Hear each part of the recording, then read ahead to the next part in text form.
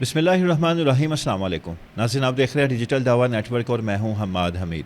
ناظرین، کل سے سعودی عرب سے ایک ایسی خبر وہ وائرل ہو رہی ہے کہ جس کو لے کر خاص طور پر ایرانی میڈیا وہ بہت زیادہ اس کے اوپر پروپیگنڈا کر رہا ہے۔ سعودی عرب کے خلاف زہر کو پھیلایا جا رہا ہے، زہر اگلا جا رہا ہے، اور اس کے علاوہ پاکستانی سوشل میڈیا پر بھی سعودی عرب کے خلاف وہاں باتیں کی جا رہی ہیں۔ اصل میں خبر یہ تھی کہ ایران کے ایک مشہور عالم دین جو ایران کے چوٹی کے عالم دین ہیں اور جو ایرانی پارلیمنٹ کی لائبریری کے چیف ہیں، ہیڈ ہیں، سربراہ ہیں وہاں کے، تو ان کو سعودی عرب میں گرفتار کر لیا گیا۔ اب ان کا قصور کیا تھا؟ ان کی ایک ویڈیو وائرل ہوئی تھی جو انہوں نے مسجد نبوی صلی اللہ علیہ وسلم میں مدینے میں بیٹھ کر وہ ریکارڈ کی اور اس کو شیئر کیا سوشل میڈیا کے اوپر۔ تو وہ ویڈیو وائرل ہوتے ہوتے سعودی عرب میں وہ وائرل ہوئی اور لوگوں نے اس کے اوپر تبصرے اور اس کے اوپر باتیں کرنا سٹارٹ کی کہ کس طرح انہوں نے سعودی عرب کے خلاف باتیں کی اور زہر اگلا اس ویڈیو میں۔ وہ ویڈیو آپ سکرین پر بھی دیکھ رہے ہیں، یہ ویڈیو تھی، اس کا کچھ حصہ میں آپ کو سنا بھی دیتا ہوں۔ بسم اللہ الرحمن الرحیم ومن یرد فیہ بإلحاد بظلم نذقه من عذاب علیم۔ در محضر رسول خدا هستیم، دعاگوی همه عزیزان دیگه از این به بعد به جای اینکه لازم باشه بخوان برن آنتالیا میتونن به مکه و مدینه سفر بکنن. کاسبان و قاسبان قبله شرایط خوبی رو، قمارخانه ها، مراکز فحشا، کنسرت های رکیک۔ آپ نے ایرانی عالم دین غلام رضا قاسمیان کا یہ کلپ سنا۔ اس میں یہ کہہ رہے ہیں کہ سعودی حکومت نے حرمین شریفین پر قبضہ کیا ہوا ہے۔ اس کے علاوہ ان کے ایران میں بیٹھ کر بھی ایسے بیانات ہیں جس سے ان کی سعودی عرب سے دشمنی ظاہر ہوتی ہے۔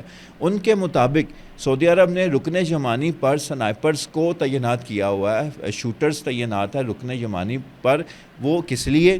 وہ اس لیے تعینات ہیں تاکہ امام مہدی جیسے ہی ظہور ہوں، امام مہدی کا جیسے ہی ظہور ہو تو ان کو قتل کر دیا جائے، ان کو شوٹ کر دیا جائے۔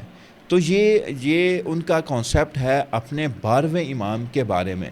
شیعوں کے مطابق 12واں امام جو غائب ہے، جو مناسب وقت پر، اچھے وقت پر وہ جس کا ظہور ہوگا، تو اس امام کے بارے میں شیعہ کا یہ عالم دین یہ عقیدہ رکھتے ہیں، یہ کہہ رہے ہیں کہ سعودی عرب نے رکن یمانی پر اپنے سنائپرز بٹھا رکھے ہیں جو یہ امام مہدی کے ظہور ہوتے ہی ان کو قتل کر دیں گے۔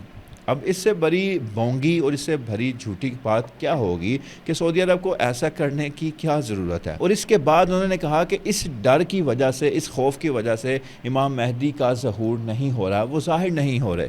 تو اب ہم اپنے کسی عالم دین کو بھی اتنا ڈرپوک نہیں بناتے، اتنا بزدل نہیں بنا کر پیش کرتے۔ ہم تو ان کو بہادر بناتے ہیں کہ بھائی وہ گولی سے ڈرتے نہیں، شہادت سے ڈرتے نہیں۔ مسلمان تو ہے وہ موت سے ڈرتا نہیں ہے، شہادت کی موت تو ایک نصیب والوں کو ملتی ہے۔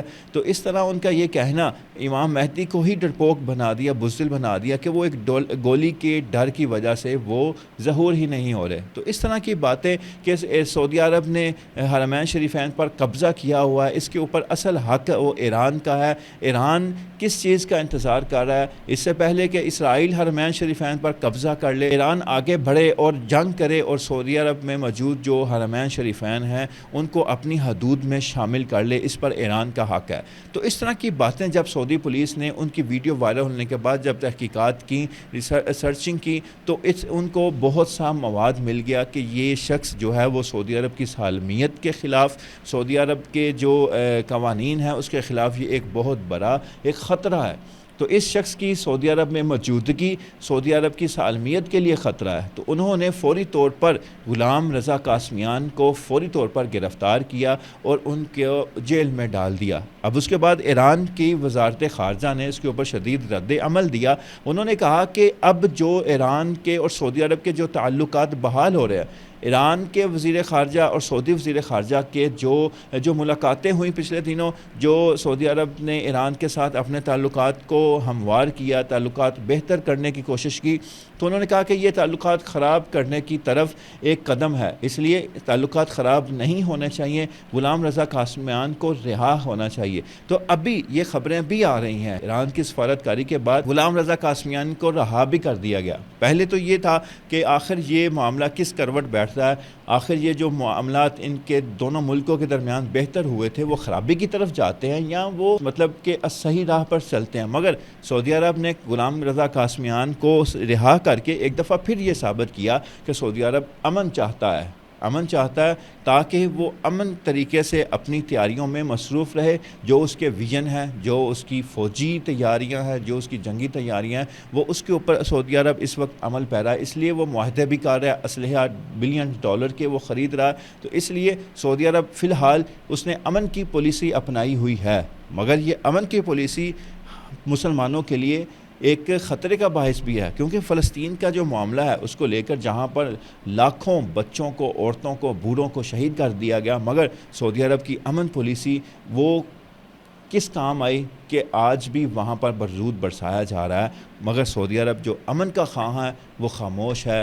اس کی کوئی کوششیں ہوتی ہیں کہ جنگ بندی ہو جائے، جنگ رک جائے، مگر جو ایک کوشش ہونی چاہیے، جو حق ادا ہونا چاہیے مسلمانوں کی مدد کا، وہ آج بھی کوئی بھی ملک نہیں کر رہا. اس لیے سعودی عرب کو امن کی پالیسی اپنانی چاہیے، مگر جہاں امن کی نہیں ضرورت وہاں پر امن کی پالیسی پھر نہیں چلتی. اللہ تعالیٰ سے میں دعا گوں کہ اللہ تعالیٰ امت مسلمہ کے حال پر رحم فرمائے، ان کو ایسا لیڈر بن دے کہ جو ان کے پالیسیز کو، جو ایسی پالیسیز لے کر آئے جو امت کے لیے بہتر ہوں اور امت کے لیے ایک وہ نڈر فیصلے کرنے والا ہو. اللہ حافظ.